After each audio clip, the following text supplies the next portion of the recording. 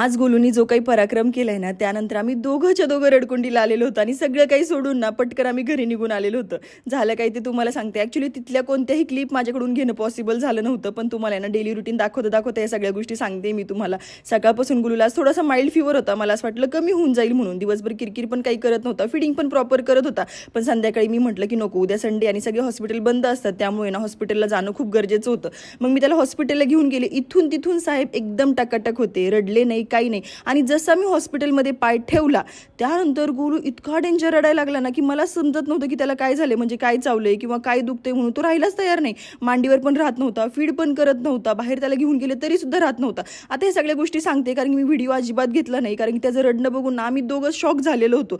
त्याला 4 महिन्यानंतर first time आम्ही इतकं रडताना त्याला बघितलेलं होतं, कारण की त्याला कधी पोटदुखी नाही, कधी गॅसचा प्रॉब्लेम नाही, तो कधी इतका रडलाच नाही. त्याच्यामुळे आम्हाला काहीच सुधरत नव्हतं. सरांनी त्याला मेडिसिन वगैरे दिली आणि घरी आल्यानंतर गोलू ना असा हसत होता, बापरे म्हणजे काय म्हणावं, तिथं इतका डेंजर रडत होता आणि घरी आल्यानंतर एकदम शांत आणि मस्त खेळत पण होता. आम्ही दोघंच इतकं कन्फ्यूज झालो ना की हे काय म्हणून. बापरे, गोलूच्या ना एक एक लीला आम्हाला बघायला भेटणार आहे.